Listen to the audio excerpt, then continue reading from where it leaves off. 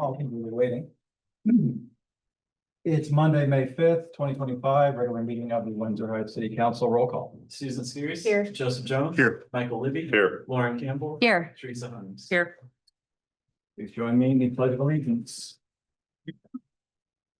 Pledge allegiance To the flag of the United States of America and to the republic for which it stands, one nation, under God, indivisible, with liberty and justice for all. Thank you. Approval of the agenda. So moved. Roll call. Susan Sears. Yes. Joseph Jones. Yes. Michael Libby. Yes. Lauren Campbell. Yes. Teresa Harms. Yes. Item 3, public forum. This is the time set aside for comments from the public on topics of city business other than those listed on the agenda. No action may be taken. Please come to the podium, state your name and address for the record, and keep your comments to no more than 5 minutes.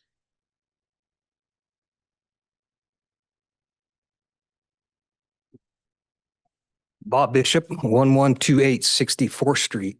The old saying, picture's worth 1,000 words. So, I sure enjoy listening to the discourse here and listening to you guys, and I hope, I would like to think this will be like mutual.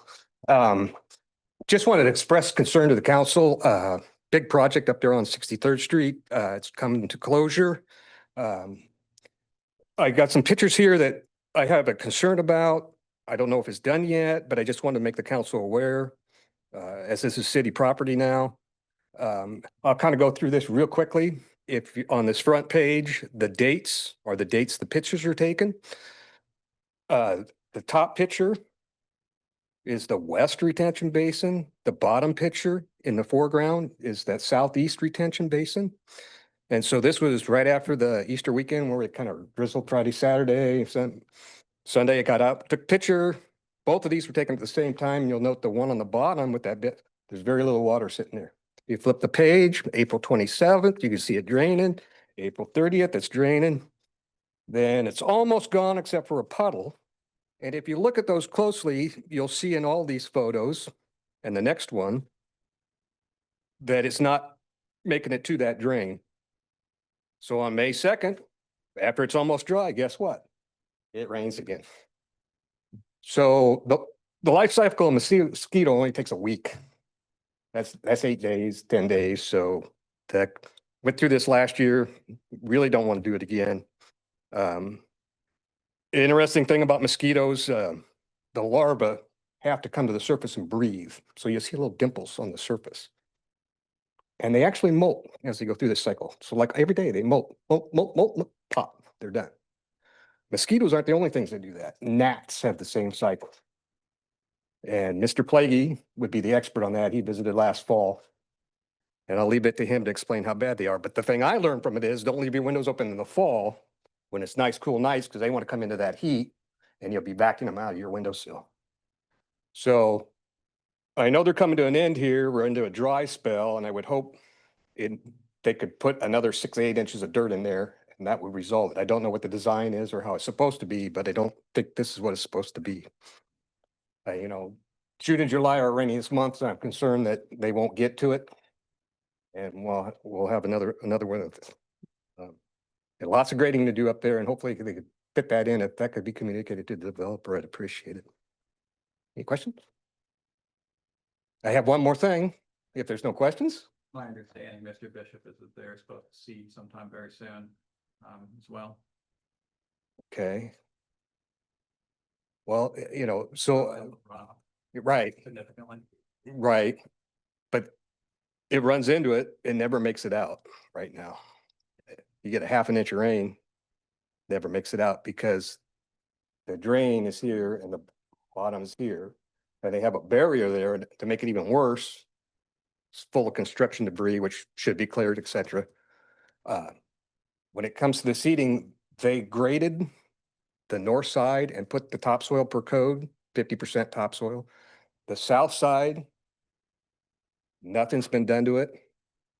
As I recall, the Indians use clay to make their adobe houses. So you put that south side clay in the sun, you're not going to grow grass on that. So that's all they have the dirt sitting there. They just need to get it done. and hopefully they'll get it seated. Just a little background for council. So the developer is seeking a temporary occupancy right now. There's a list of about 15, 20 items that they need to finish before they'll get that temporary occupancy.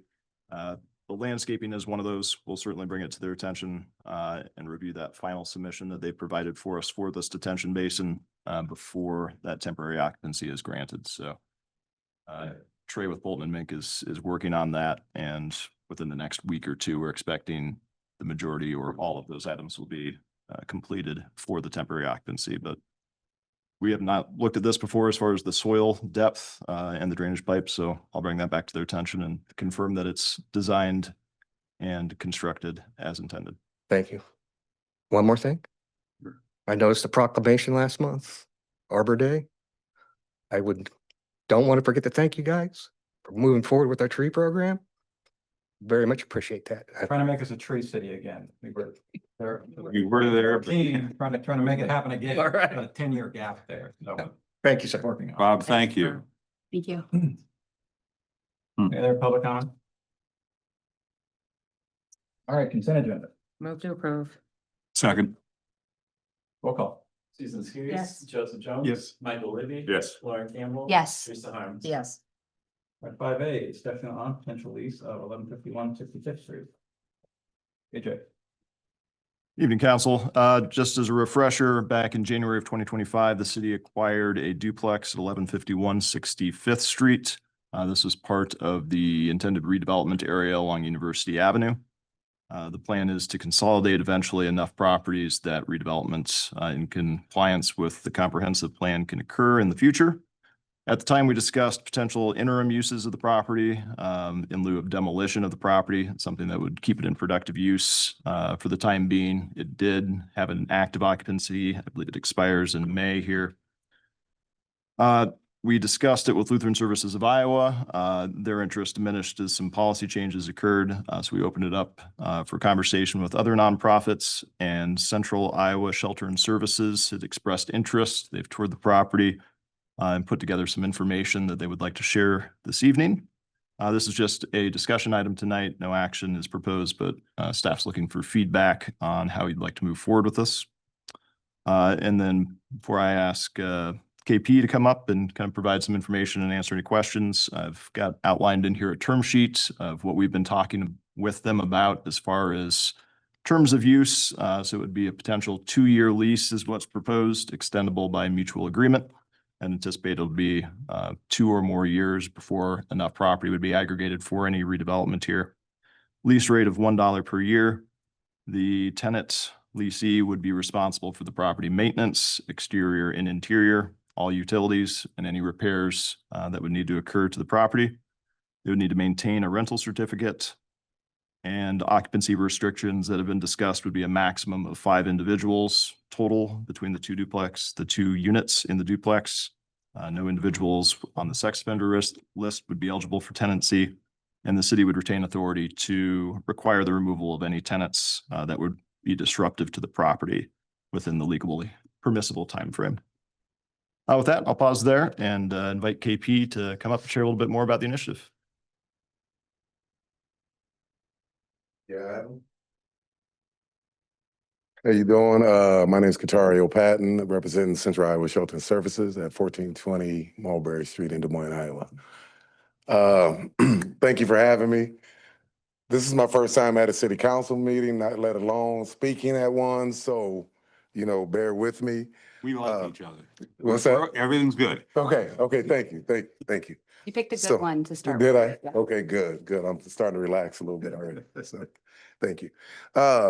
So thanks, Adam, for reaching out to us a few months, I don't know, a couple months ago. Adam had reached out to us to, you know, talking about the property at 1151 65th Street, showed major interest in it. We have been discussing and talking about a shared housing model. It's a proven model, you know, across other states, particularly Seattle, which we've visited on 3 or 4 different occasions, spoken with city representatives there.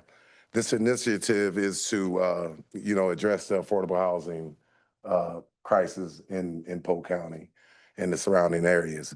What we kind of came up with once Adam approached us is using 1151 65th Street as the shared housing model.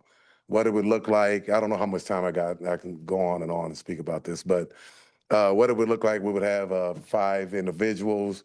It's a open concept. So the triplex is 1 bedroom. Duplex upstairs. I'm sorry, downstairs. duplex. I guess there's So- a basement unit in there too, or bedroom in there too, so it kind of looks like a. Gotcha. So what we're thinking is 5 individuals, affordable rent. We're looking at about $600 a month for each individual. It would be an open concept, so those on the top floor can use the kitchen on the main level and vice versa, bathroom, whatever, whatnot. There would be case management in the house. I will be stationed there full time, along with a RA, a resident assistant, or, peer support. Those are the ones with lived experience. So if there's any struggles while I'm not there overnight, whatnot, they will be able to address that. They will be able to, help them, empower them, and whatnot. They will be based there full time, 24/7, along with jobs outside of their employment.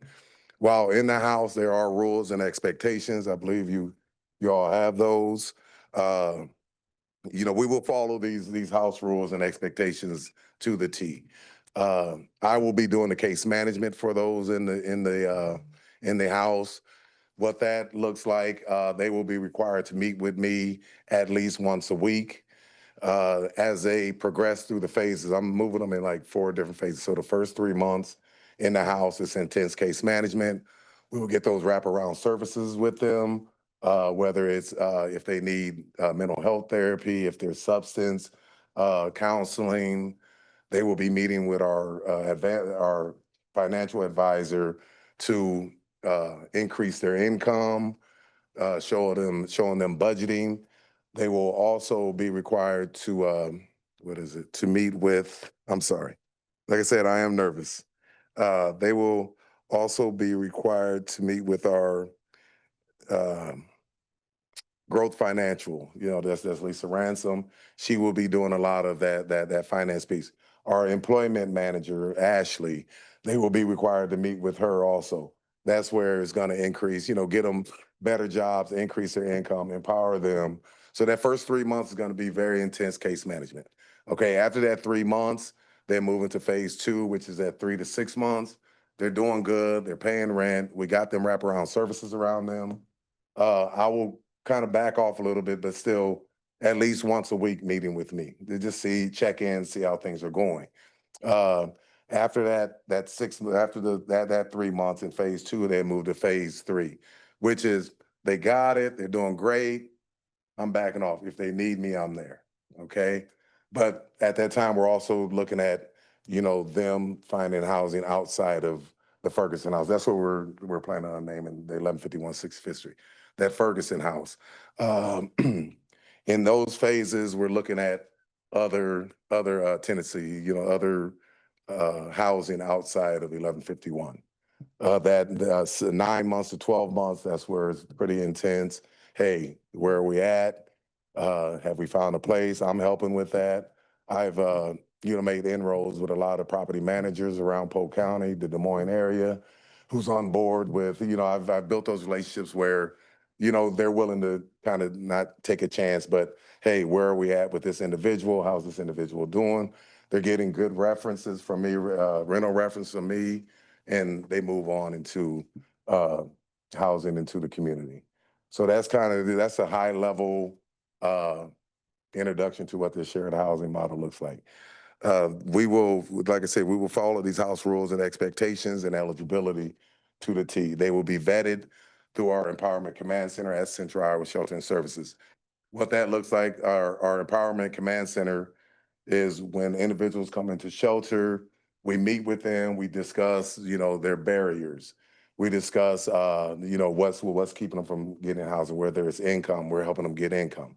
We're applying for benefits for them and whatnot. So our Empowerment Command Center is like the heartbeat of Central Iowa Shelter and Services. So any individual that we feel eligible, that has been vetted through our Empowerment Command Center, those will be the individuals going into the house with income.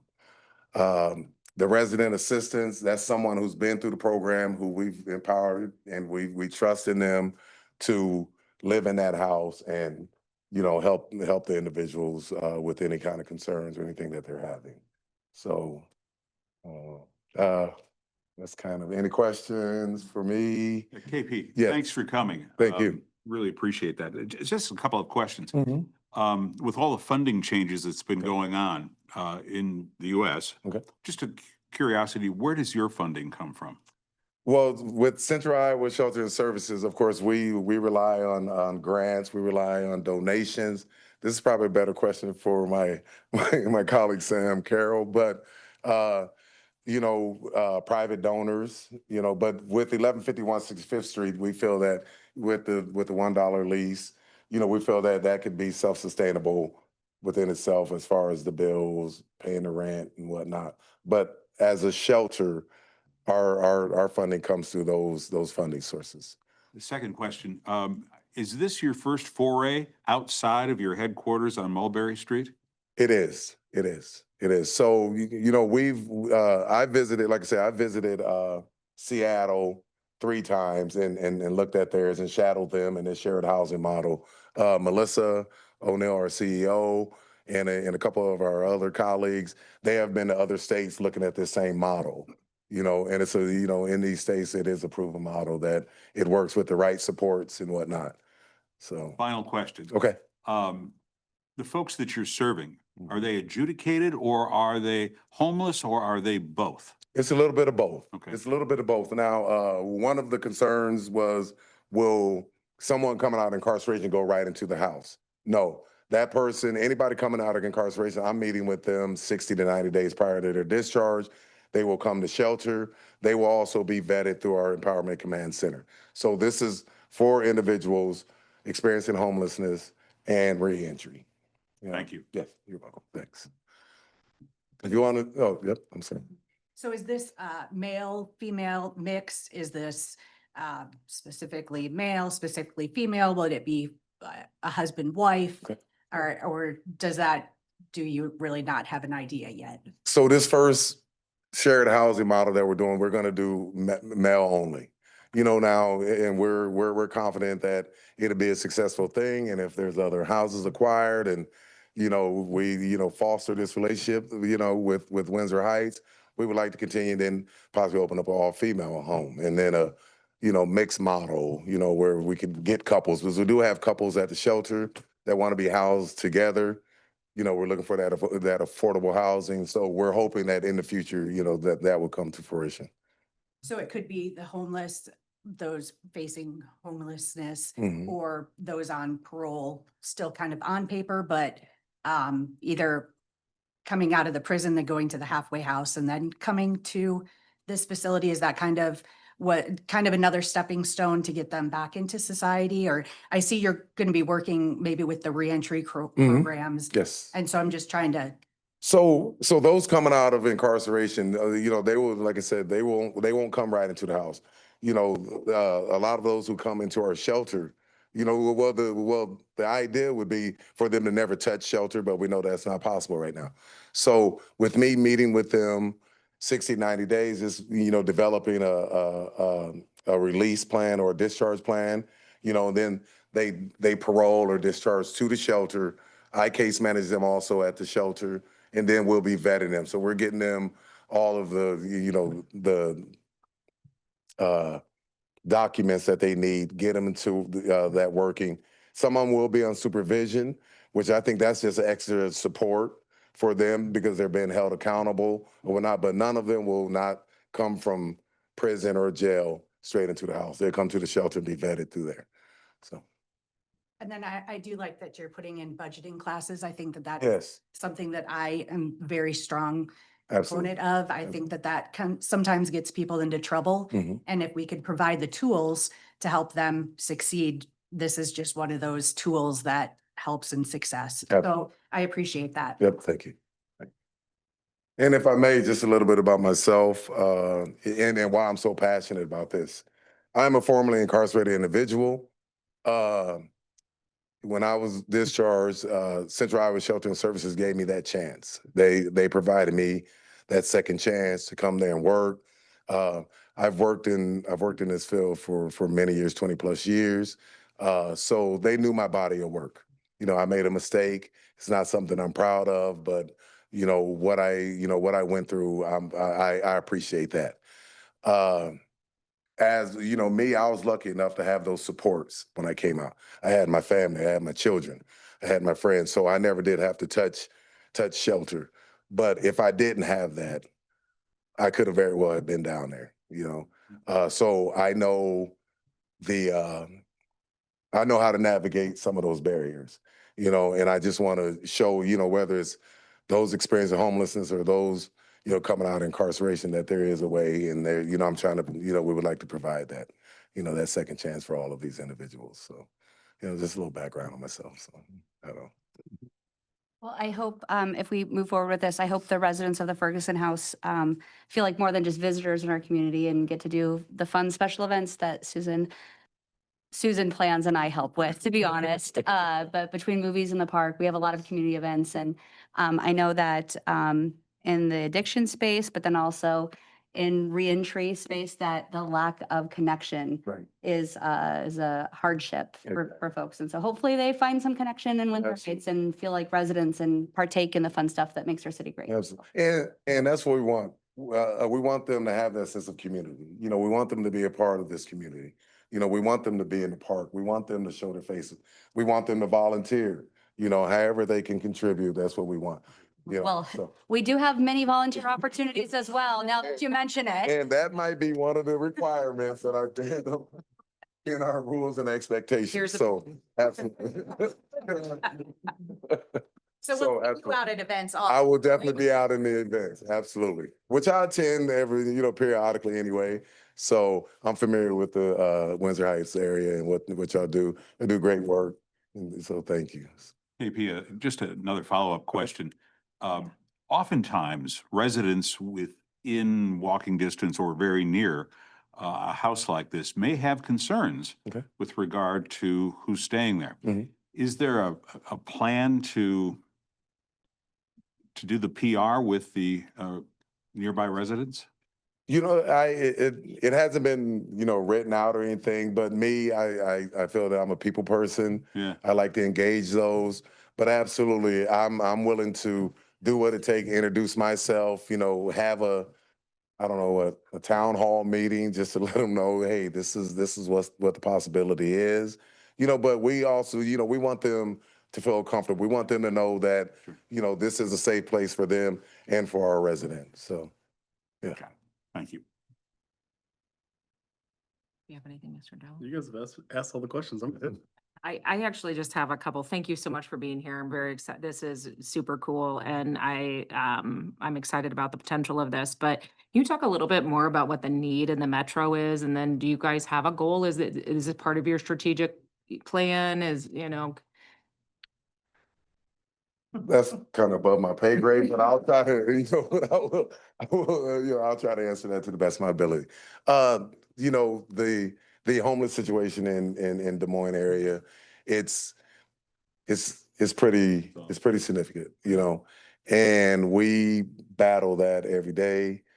We have our outreach people, team that goes out into the community. We go out into the camps. We go into the alleys. We go into, the backyards or the basins, wherever they're at, and we engage them. We encourage them to come into shelter. Some of them choose not to.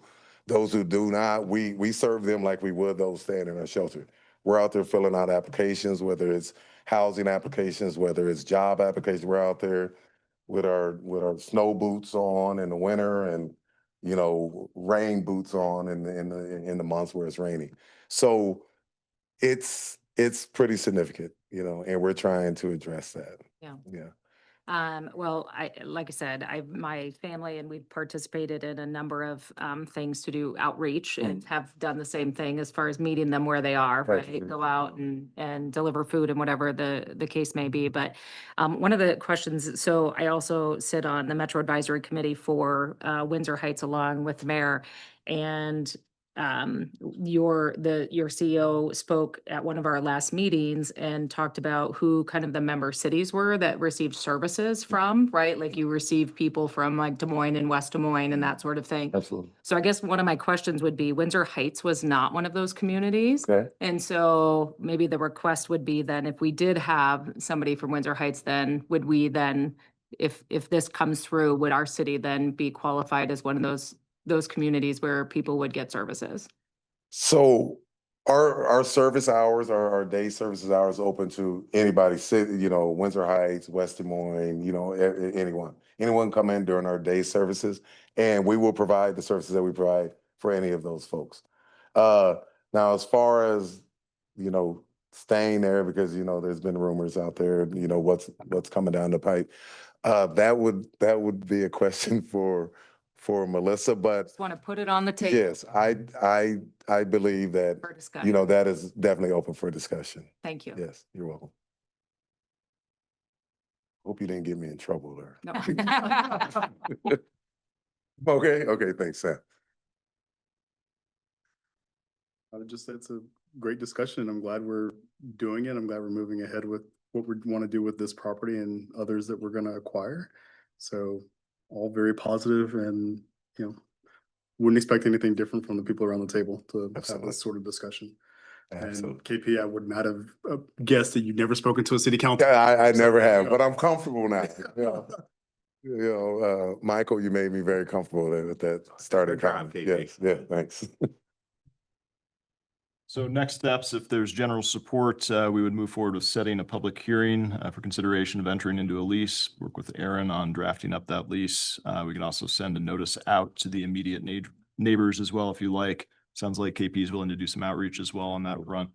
Then we'll hold that public hearing and can consider entering into that lease at a future council meeting. Sounds good. Any public comment?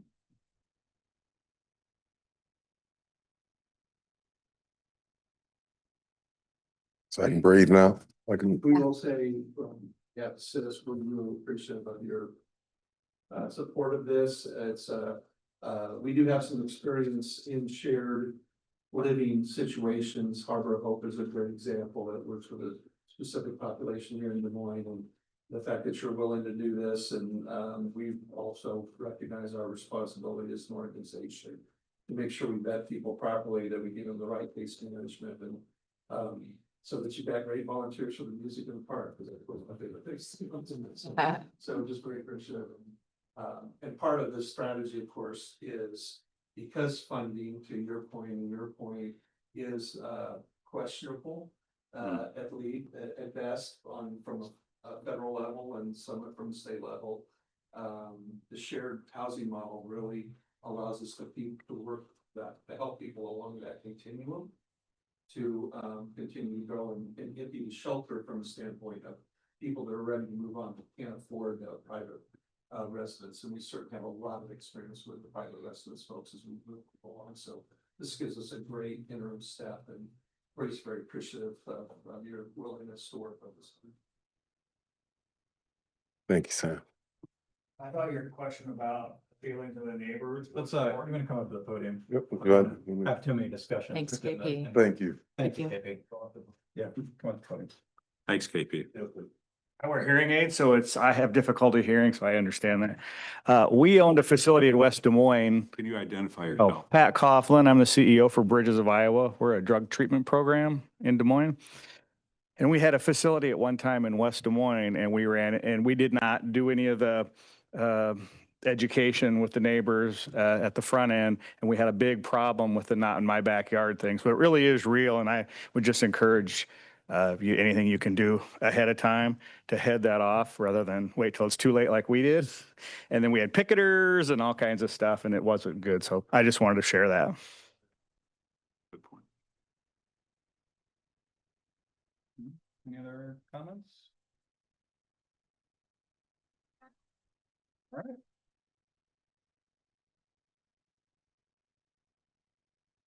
That will be on the next agenda. Presuming we get everything put together, we'll have setting the public hearing on the next agenda. All right. All right. Okay. 5B, consideration of resolution number 2025-38, a resolution approving a public art maintenance agreement between the city of Windsor Heights and Bridges of Iowa for installation and maintenance of a public art project in Colby Park. Move to approve. Second. AJ? Yes, so Bridges of Iowa was in a number of months ago to discuss their 25th anniversary and the potential artistic bridge replacement between the two parking lots there in Colby Park. Staff's been working with them in the interim months on some of the design and the structural components of that. So we've got, I think, several representatives here with Bridges of Iowa tonight just to share some of those renderings in a presentation. We also have attached for consideration the maintenance agreement for that bridge. Where we've landed on is a proposed, was it, I think 4 years, maybe it was 3 years. For 4 years, they would own the bridge and be fully responsible for the maintenance of it. After that 4th year, it would become the city's property. Presuming that relationship continues, they would continue to maintain that, that bridge from an art installation standpoint. But if something were to happen and we needed to remove it at that point, we can remove it at our discretion. It's a very similar bridge to what's out there today, except that it's ADA compliant and it has the handrails and it has the artistic component out there. So it's not necessarily additional maintenance for us as long as the artistic component of that isn't our responsibility. So with that, invite Patrick and Jamie and Amy or whoever would like to come up and present some additional information. Pat Coughlin again, CEO for Bridges of Iowa. My part's easy. Really, I'm our artist, Amy, and our media relations person, Jamie, are going to be doing the presentation. I just wanted to say that we're really excited to be celebrating 25 years in existence of helping Iowans recover. We're really excited about this partnership and possibility of making this happen. I think it's going to be a really neat project, and I think people are going to come and see it. And so that's all I had to say. Thank you. Okay. Well, thank you for having us back again. And I did want to say on the bridge, I think we've had some discussions on the maintenance. Part of it is we would still maintain it, but maybe we should deed it to you immediately. And that's just another point for conversation. I think I might have brought that up to you before, but I'm sorry. We are, the bridge would be, at first we had this idea that, oh, it's a sculpture and we might want to move it. And then I'm going to show you the footings here in a few minutes. We will not be moving the bridge. So with that, when we were here 6 months ago, we talked about the fact that this is our 25th anniversary and we're very excited and we wanted to do something that was beyond and something that was maybe more, had a longer meaning than one night of like a chicken dinner, gala or something. So, our chairman, Jeff Lamberti, hates chicken dinners. So he was really excited to do an art installation. From there, we started looking for this idea of doing a bridge, and Colby Park was suggested, and one afternoon I was like, okay, well, I'll go look at it, but that's not gonna, best park in the world, I have to say. Love that park. And the work that you have done, and that's why we want to be there. So without any, we'll just continue on with our presentation here. So the next slide.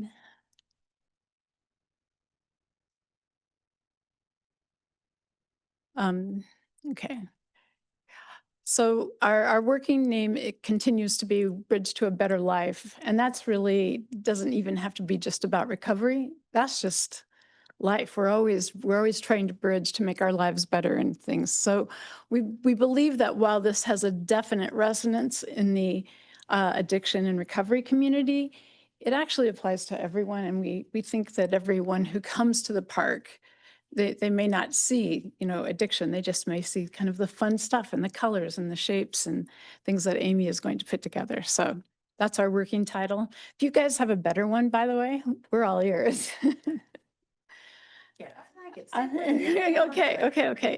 Okay. So here's, I don't know how many of you go to the park, but this is the bridge we are replacing, and it goes over a bioretention cell that you all have. And so we're isolating in on the next slide. I'll show you kind of what we're isolating in on is just the, oh my.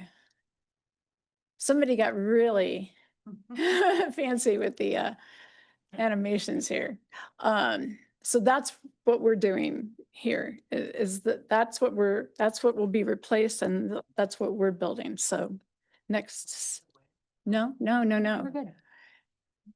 So this is our bridge. It is being fabricated by an Amish firm and installed by an Amish firm.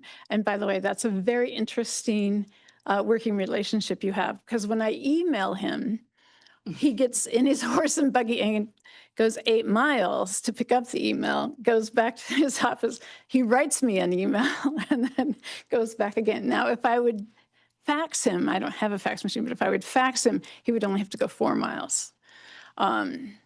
So it is sort of an interesting, there's been lots of great stories just from our interactions.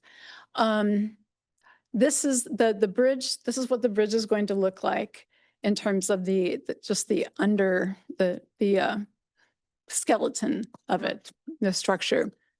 That is ADA compliant. It has, handles. It will be those are 2x6s that will go across. And so the next slide, please.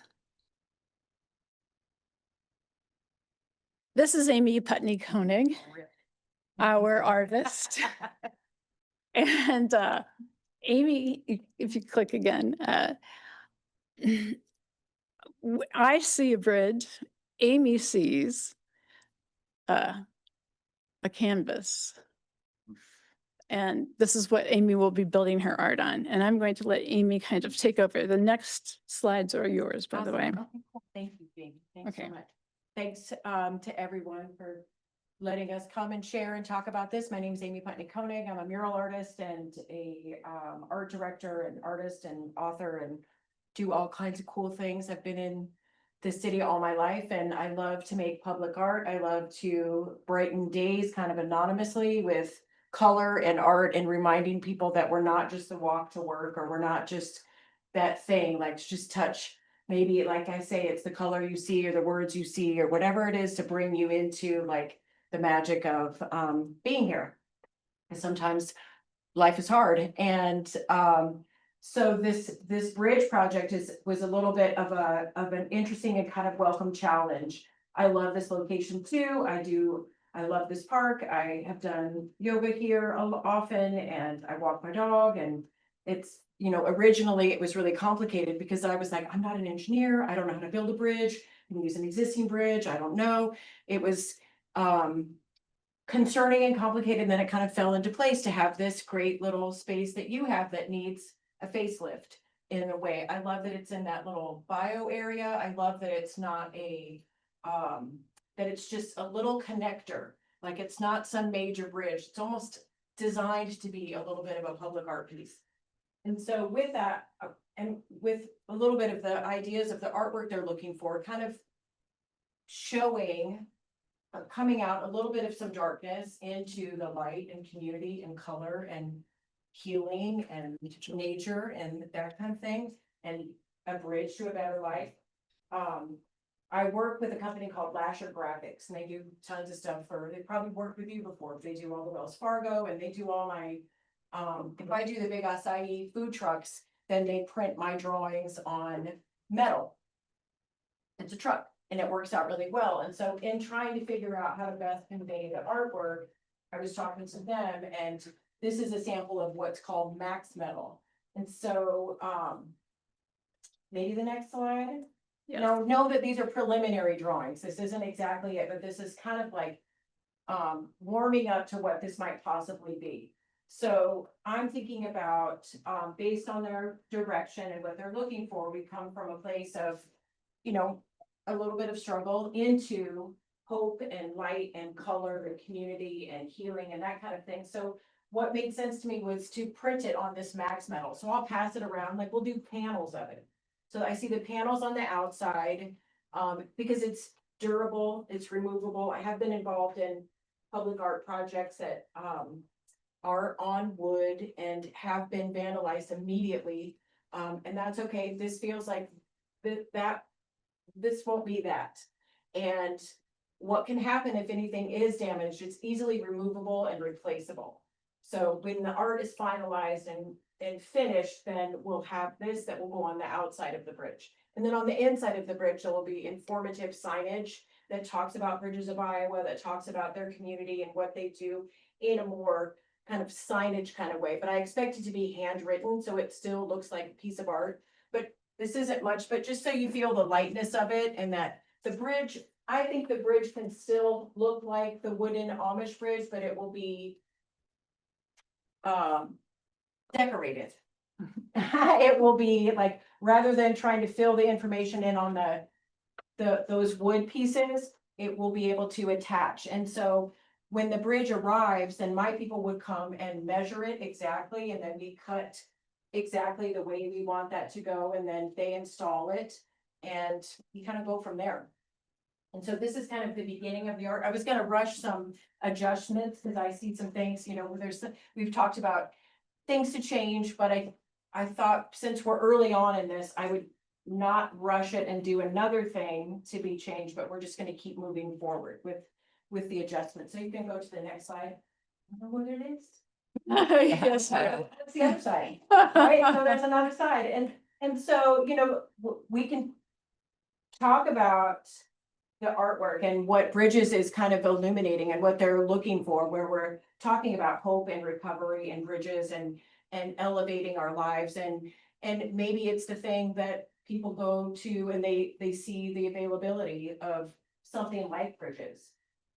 And because not, you know, everybody has their way of finding recovery, and it won't outright be, you know, I'm not gonna put bottles of booze and drugs all over it, although I have done that kind of thing before. That was for a different project. This is more about the hope and community and looking forward and moving on to a better life. And I expect that probably the next slide will have, like, on the crossover, I would paint crossing the bridge to a better life. So we'll walk over, we have the panels.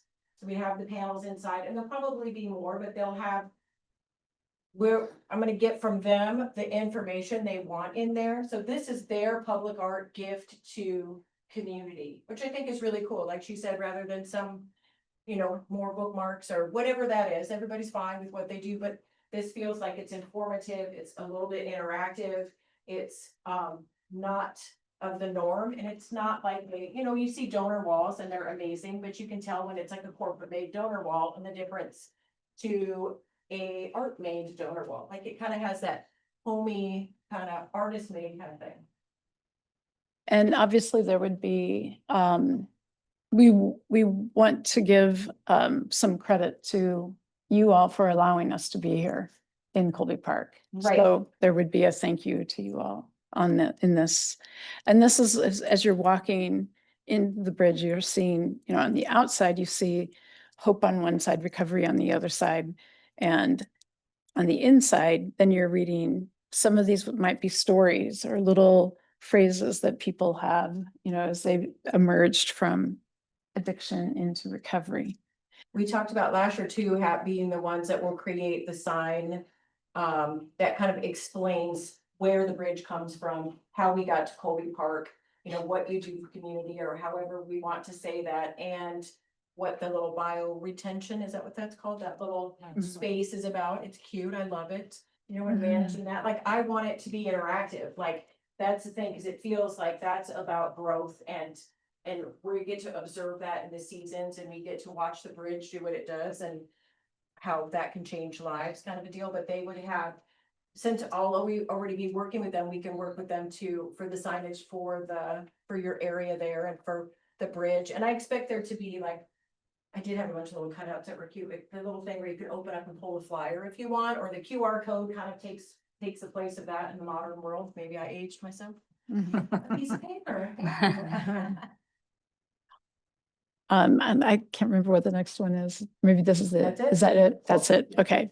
There was one slide, and that's, so as you look at the bridge going over, the steps would say Bridge to a Better Life. and Yep, talk as you're about- walking into So the you'll, park, you'll get, crossing the bridge to a better life, that would be painted on them. I think it's in our packet, Yeah. correct? it is, yes, yes. In it, that's the idea. Mhm. That's my little flat drawing on the curved bridge of like, this is kind of in this pre-design phase, like getting to the point of where we're moving forward with this. I like the idea of the panels attached to the wood since it'll be outside and Right. art that's made of wood in Iowa does apparently expire over time. It So does. It sticks for 30 years and we get a lot of that, you know, we have I mean, sometimes it wears really well. And I think the bridge itself will wear really well Yeah. with those panels. But the panels can stay vibrant and clear and carry the message and also be cohesive to the whole piece. And for us, the bridge is more than just part of our name. The bridge is at our graduation ceremonies, once people have graduated and they receive their coin, Pat asks them, are you ready to cross the bridge? And they cross a bridge. It is an indoor It's a bridge. Walk right over it. It's like It a is. solid thing, yeah. It's pretty neat. It's always a very moving experience. And we have usually 20 to 30 alumni, successful graduates of our program, and they come to the ceremony. So we have them waiting on one side.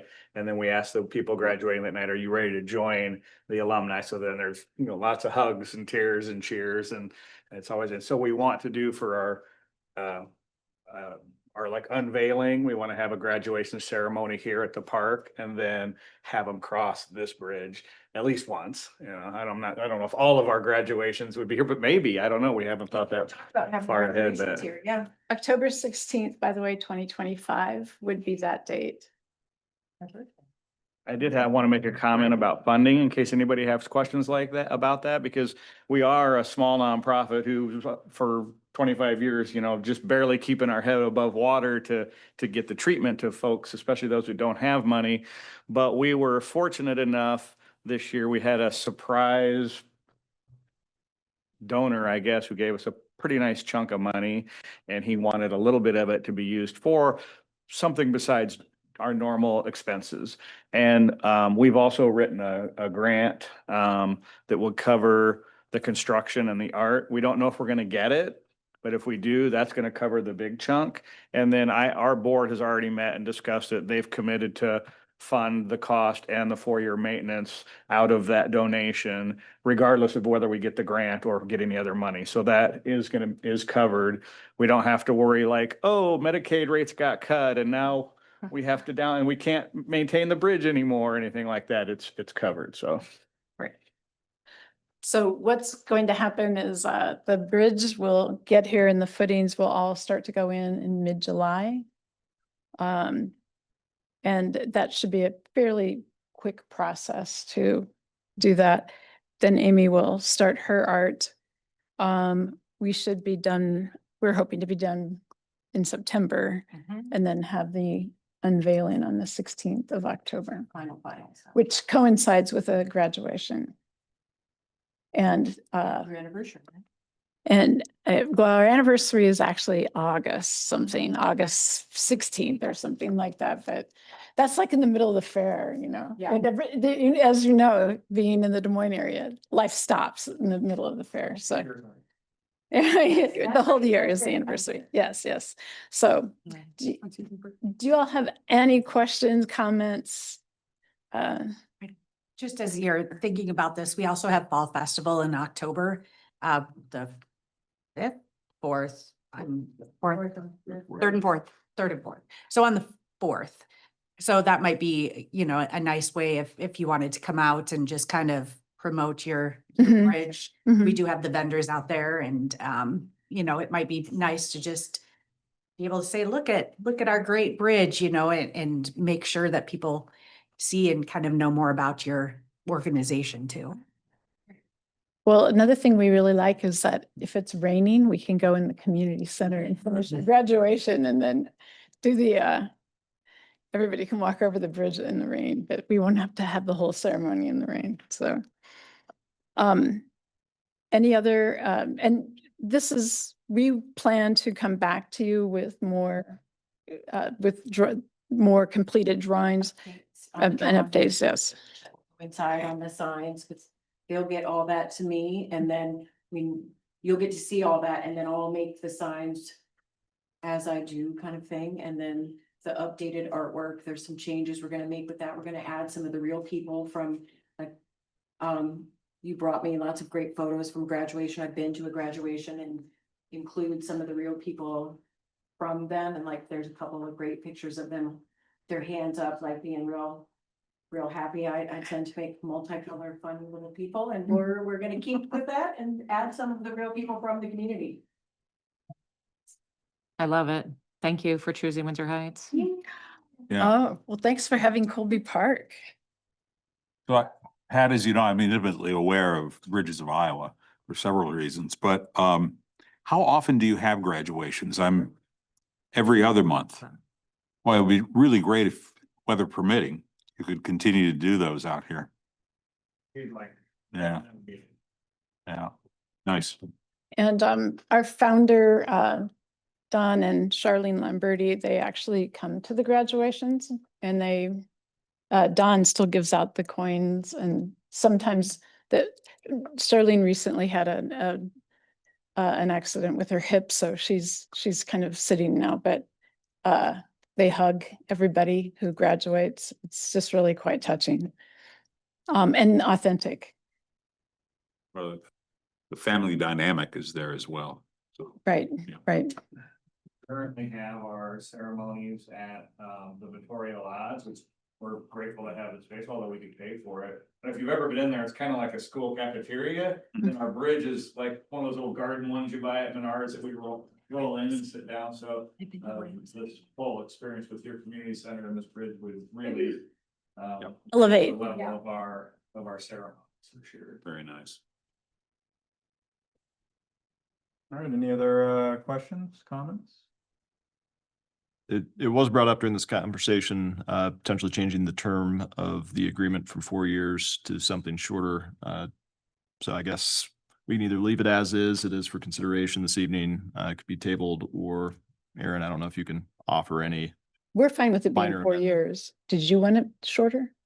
I think it's fine. I think functionally we'll work together. I don't expect a lot of structural issues within the Right. first 4-year period. Otherwise, graffiti would be the primary concern. You've addressed that. So I think it's fine as it stands personally. Okay. Very good. All right. Roll call. Thank you. Thank you. Susan Skiris. Yes. Joseph Jones. Yes. Michael Libby. Yes. Lauren Campbell. Yes. Teresa Harms. Yes. All right, 5C, discussion on dissolution of Keep Windsor Heights Beautiful and reallocation of existing funds. AJ. Yes, so Keep Windsor Heights Beautiful for a number of years is engaged in various projects around the community, planting flowers there at the town center, 66th and University, maintenance of a bed down at Colby Park and other projects over the years. The group, I think, is shrunk a little bit in recent years. There's still several highly engaged folks, but I think their intention is to move from Keep Windsor Heights Beautiful to more of an informal volunteer organization. There are about $14,000 in city bank accounts, titled under an account line, Keep Windsor Heights Beautiful. The exact origin of those funds, I don't have the details on. We could certainly do some more digging on that, but there are those funds under that title, and the recommendation from Keep Windsor Heights Beautiful is that those just go ahead and move forward with some sort of use related to tree planting, lighting of University Avenue, installation of an urban midi forest, maybe in partnership with some schools. So the proposal is just go ahead and accept the dissolution and transfer those funds into an ERP fund as part of an upcoming budget amendment that's planned for next city council meeting, I believe it is. And then those funds would sit there and be utilized for those intended purposes if city council's comfortable with those intended purposes. Those funds would roll over year. Right now, we do have some tree planting efforts that are planned for this year, but we don't have anything specific for lighting enhancement on University Avenue or any prospective partners for a mini forest with the schools, although I think Andy has had a couple of conversations with Clive Learning Academy about maybe an evolution of the use of some of that wooded area behind the creek. So never know what could eventually transpire. But with that, just want to call attention and thank everybody that's volunteered as part of the organization in the past. Celeste Egger, Sandy Dixon, Kay Holden, Dee Williamson have all been engaged during my time here, and they've indicated they want to continue with planting the town center flower bed and potentially some maintenance around the raised bed that their butterfly sculpture sits in the renovated park as well. Need a motion to approve, is that, or is? I will have the budget amendment sort of Okay. moving those funds if everybody's comfortable with that. I just wanted to bring it to everybody's attention prior to having that budget amendment. move What forward. is the actual line going to be? It'll be under ERP, probably public art, and I think we're talking about calling it public art and beautification.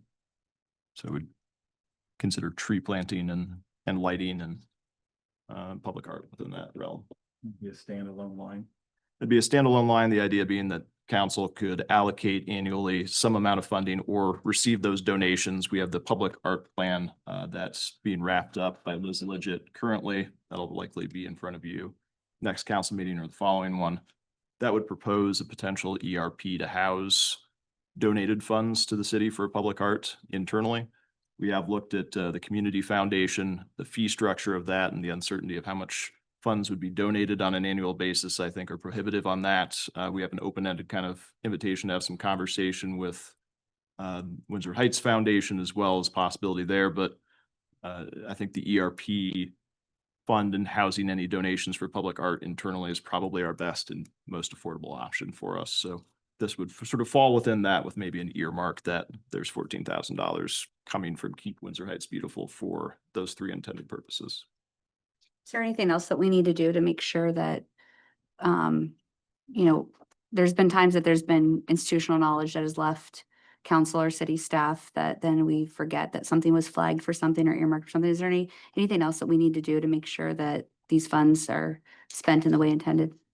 Yeah, I think the ERP does offer a little bit of that just because that is institutionally a document that trails back a number of years. You know, if we ultimately end up planting trees, I think we can spend that $14,000 very expediently. Yeah. If some other project were to show up in the next year or two, then some of that could be set aside for that. But Okay. tree planting is a pretty constant program Okay. option for us. Thank you. Okay. That will be the plan then? We will plan to include that in the budget amendment. All right. 5D. Consideration of resolution 2025-36, a resolution authorizing the amendment to the intergovernmental agreement between Windsor Heights and Bravo Greater Des Moines. Second. AJ. I'll just kind of cover both of the upcoming items here at once to a certain extent. There's been conversations among all the participants of the CBB agreement as well as the Bravo agreement. There's a few different cities in each of those buckets over the last 6 months. As we've seen, House File 718 constrained budgets for some cities more than others currently, and then other legislation kind of on the potential horizon that could cause additional constraints as well.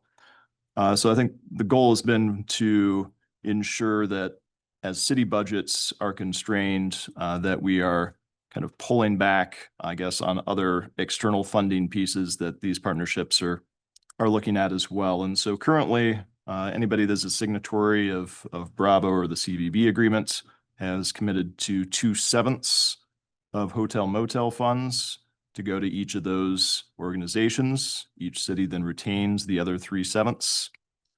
This proposal for both organizations would reduce the share that would go from them to 2/7, which is 28.5% thereabouts, down to a straight 25%.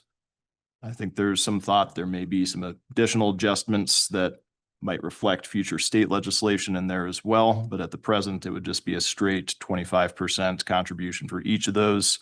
That would more or less align with the state requirement that 50% of funds from hotel motel tax go towards CBB or public art cultural components. Although cities could use those funds for those designated purposes as well, but Bravo and the CBB also fulfill that requirement. So as it stands today, I believe there's probably 3 or 4 other communities that have this on the city council agenda this evening. Ankeny did move forward with theirs 2 Mondays ago, and I think the remainder communities have indicated that they will follow suit later in May or in early June. So the draft agreements with Bravo is unique to each city, but they're all fairly similar to each other as we are a non-hotel community. Some communities have a floor, and that is included in our Bravo agreement as part of a supplemental agreement. That was signed about 1.5 years ago. So there's a $1,500 floor with the CBB. But looking at our last few years of hotel motel revenue, we should exceed that $1,500 floor in both those instances going forward, unless something were to substantially change with the number of Airbnb type units that we have in Windsor Heights. So that's what's proposed, is to kind of move along the same lines as all the other communities are in amending these agreements to a 25% contribution down from the 2/7. Mr. Mayor. And I believe Sally she was online earlier. I'm not sure. She's in front of you. Oh, in person now. Hi, sorry. Sally is here if you have any questions, but we met at Bravo with the other city administrators a couple of weeks ago and talked through this. So Sally, I don't know if you have anything to add. Not unless you have a question. No, just discussion. Mr. Mayor, I have a problem with this. So I have a problem with both of these, actually. We don't want to abandon ship, right? We've been talking about regionalism. We've been talking about the things that are important to us as a community. And just like DART, Bravo, Catch Des Moines, all these things are important to us. And I don't think this is the right time for us to walk away from that sort of commitment, that sort of way that we see our fitting in the metro.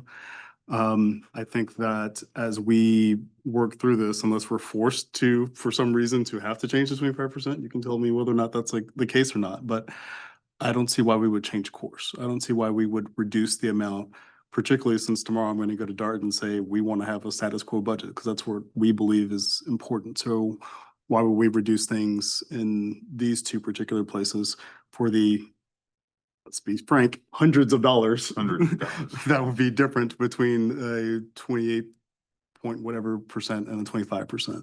I think it sends the wrong message. And I don't believe that trying to anticipate what the legislature is going to do is the great way for us to work our budget. And as Susan said at the last meeting, if there was a problem, then we can figure out other things that we would reduce. But these regional commitments that we've made as a community, I think are more important than trying to send a message or running away from a legislative action that hasn't happened yet.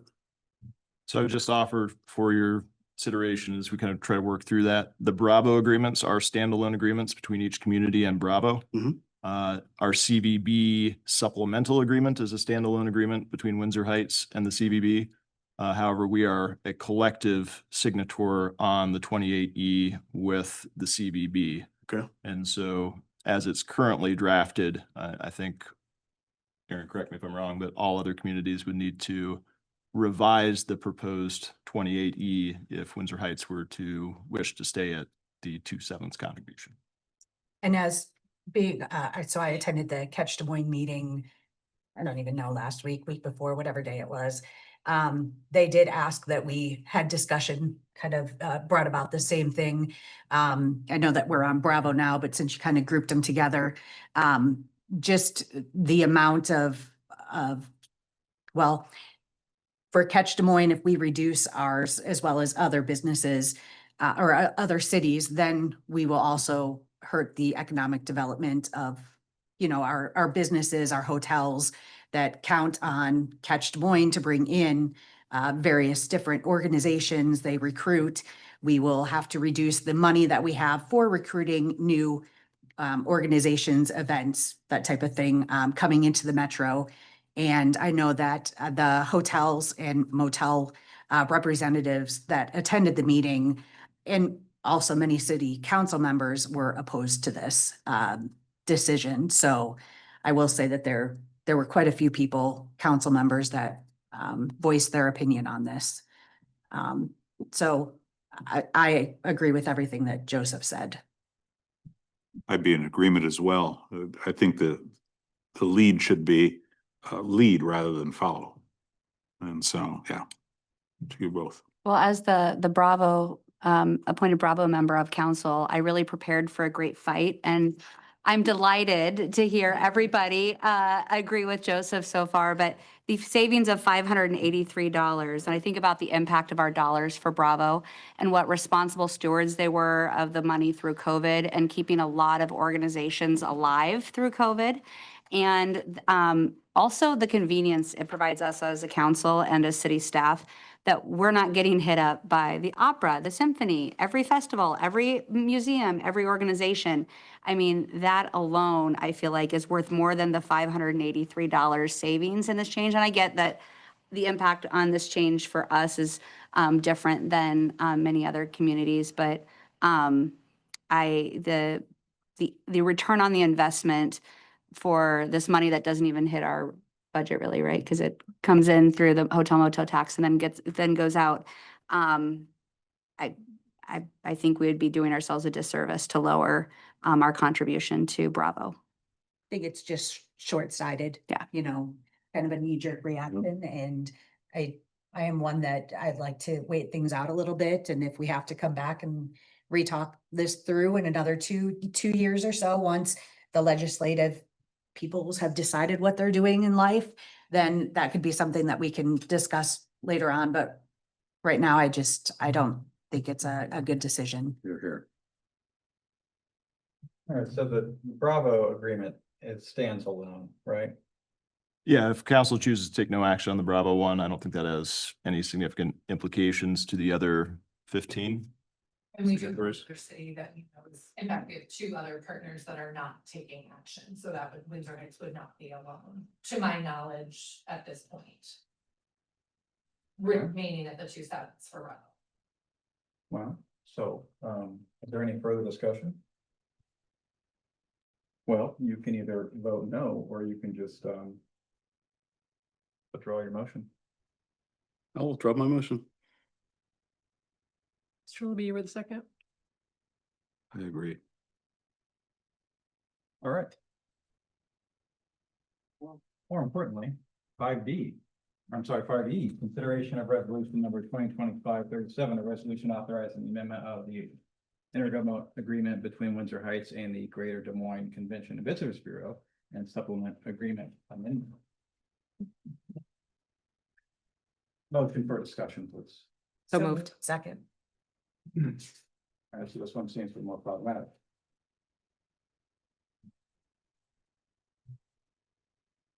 Hopefully, make everyone else change their 180.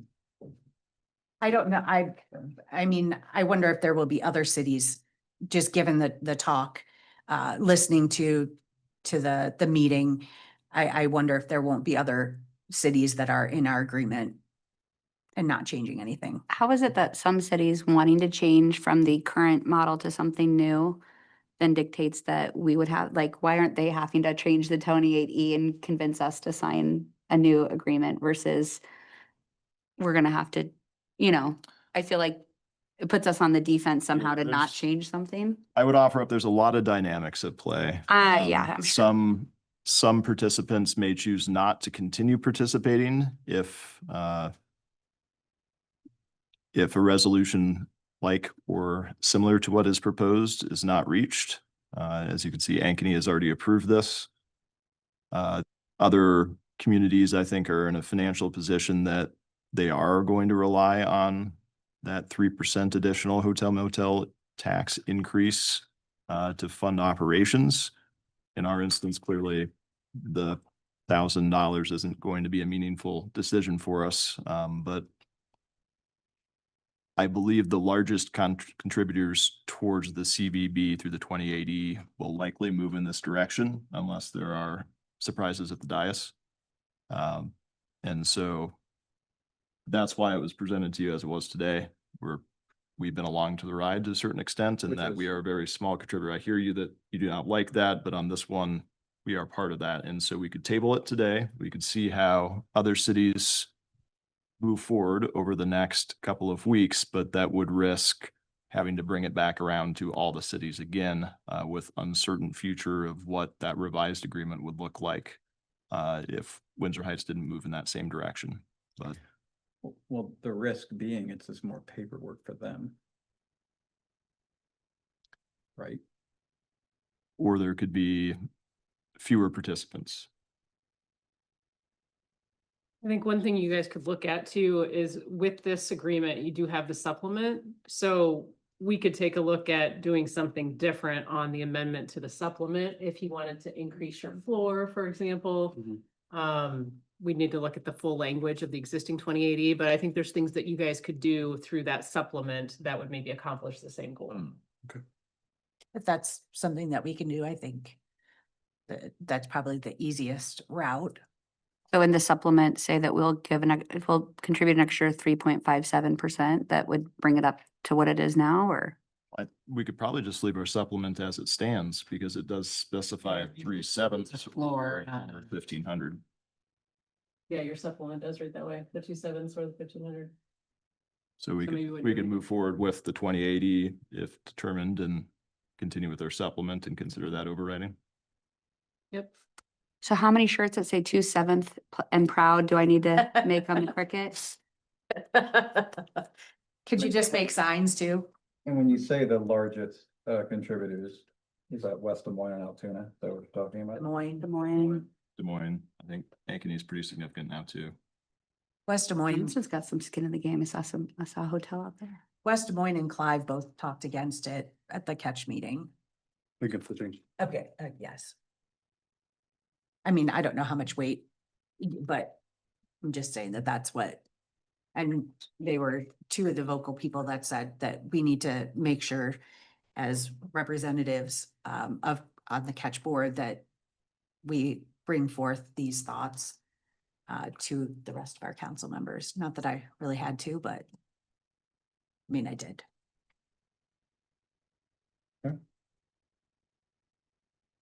So sounds like the action is no action. No action. All right.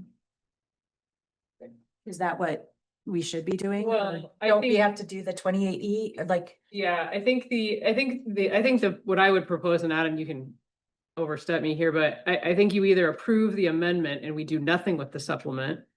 Or we table it so that we can have further discussion about it at the next meeting. I think given that there's been some conversation among elected officials, a larger group, I think there's 3 or 4 communities looking at it this evening. Mhm. Perhaps table it, Right. revisit it our next meeting and see where they stand. If they've made a decision one way or another, might be the way to go.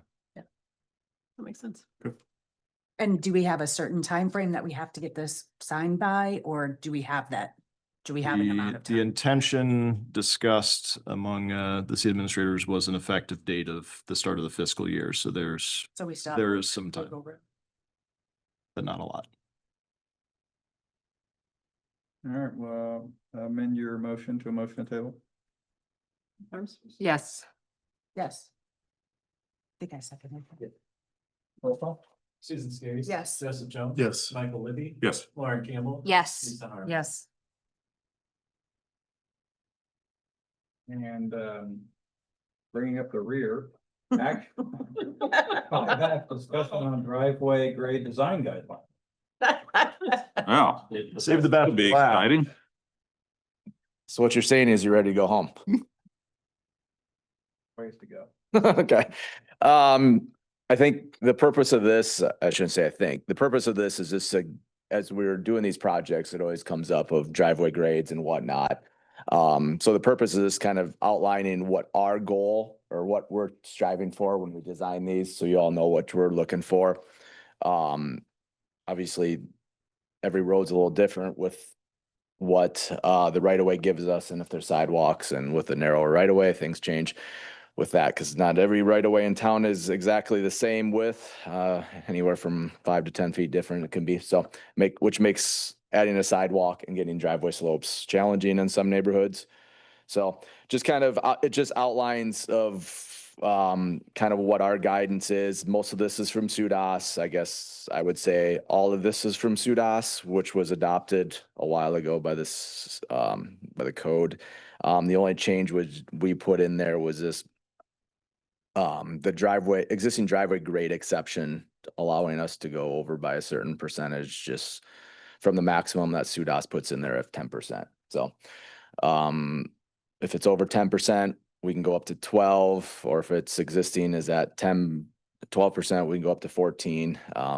Adam added some photos at the last page of kind of what those are, what we experienced recently, where we had grades of 10 to 16%. As you can see, is the vehicle made it without bottoming out, which is always the concern of ours. So kind of what those photos point out to, yes, we shoot for a max of 10%. Can more of a max be made? Yes. It all depends upon coming in, at what angle you're coming in, your speed, and kind of what vehicles there are. So hopefully I explained it enough in the memo to kind of guide everyone. But yes, the purpose is just to kind of to tell you all what we're kind of shooting for during design. So kind of gives us a kind of a guidance too. So I'm not just guessing and making things work. Yeah, I think our goal is to avoid having residents come to you concerned that the improvements to the road and the sidewalk have resulted in a driveway approach that's difficult for them to get up onto. And so there are design changes we can make to try to stay within that 10%, typically narrowing the sidewalk to 4 foot. We can replace additional concrete up closer to their house to try to level it out a little bit. But sometimes on existing streets that weren't designed to suit us standards, it can be very challenging. And we've run into that on 73rd Street on a couple conversations. We've looked at every driveway on 68th Street. There's potential for a couple of concerns there. So if we have these parameters, we can make some of those adjustments and try to stay within that 10% range by making some of those changes. But in instances where we can't, if we have to increase by more than 2%, our intention is when we are doing the project design, we would express that to you and share that information. And if we need to make a larger modification or approve that variance to the general guidelines, we can do so that time, and you'll be informed prior to somebody showing up at a council meeting upset about that change.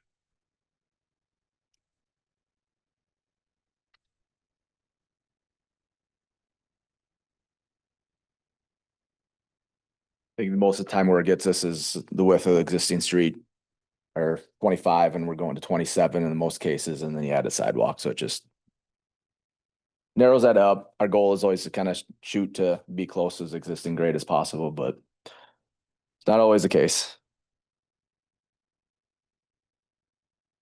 Any questions?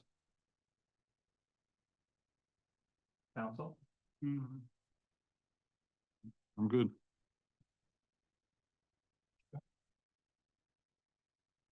We'll include approval of these guidelines in the consent agenda going forward. Thank you, Justin. You're welcome.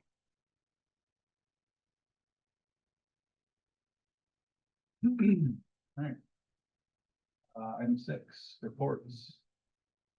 My report is included in the council packet. Ms. Harms? Thank you, Susan, for letting me be a part of Earth Day and Movie in the Park. Lots of fun. Volunteer. Yeah, no, it was good to get back into the groove of things for 2025. Just real quick, legislative session was scheduled to adjourn on Friday. That didn't happen, if anybody was paying attention. Your guess is as good as mine as far as when that adjournment will happen. We thought maybe there would be a new property tax. The third time was the charm, right, to be introduced in the Senate today. That did not happen either. And so if something comes up, I'll shoot it your way. But other than that, I think all the budgets have been introduced and have at least gone through subcommittee process. So they're well on their way. I don't think either chamber will have any debate this week and potentially not next week. So best I can tell you. Campbell? Apologies to Susan that I was unable to be at the movies in the park and to city staff, but I heard wonderful things about it, and I really appreciate the city staff and volunteers that were all there to help make it a success. So I've now missed 2 special events. Update my scorecard accordingly. Sure, I've been to 2. And I missed Earth Day. I wasn't at Earth Day either. I helped set up for a little bit and I was there for a little bit. I did get partial credit, I guess. So anyways, thank you, Susan. I too was absent at Movies in the Park, and I apologize for that. On Fridays, it's difficult simply because it's also the start of Shabbat, and so I'm usually home. But what a wonderful thing that is, and I totally support that. That's all I have, sir. Tomorrow's the big DART meeting where we all discuss our conversations about ridership and budget for the next year for the redesign. So should be interesting. Stay tuned. Scary.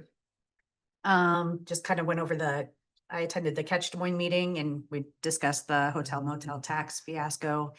Earth Day was a success. I estimated about over 750 to 800 attendees. It was wonderful to partner with the Walnut Creek Watershed Festival.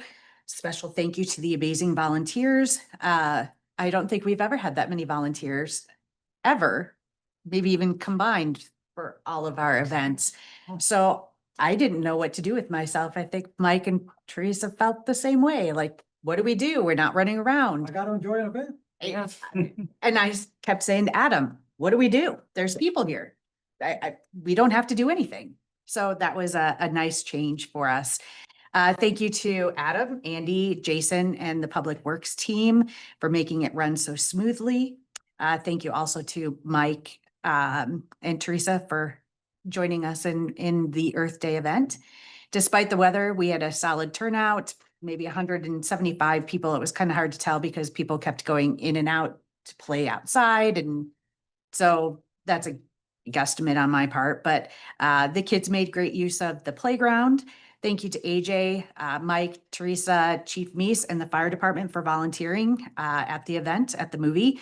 The Firefighters Association sponsored the May movie, so we're grateful for their support. Thanks to Public Works for turning the event around since it went into the community event center. Appreciate all the help. And I was able to leave before all the cleaning ended. So like, this was a win-win for 2 events for me. I don't know what to do with myself, but I had a productive meeting with Casey's and then also with the Windsor about sponsorships. The Windsor has committed to 2 major sponsorships here, so I'm excited about that. And since Marco's unexpectedly closed, Casey's will be providing our pizza for June's meeting, so appreciate that. Met with Ashlyn today from the Children's Museum to discuss Touch a Truck. We're facing a little unplanned cost for the shuttle service, but we are thankful for all the strong business support and the enthusiasm that these businesses have for attending the event. So working on that, working on kind of our financials for that. Wednesday, I'll try to attend the Metro Waste meeting while in DC. And then for those that aren't attending, there will be Wake Up Windsor Heights this Thursday at 8 a.m. at Infinity Health Care in Sherwood Forest, I think. So, yay. That's it.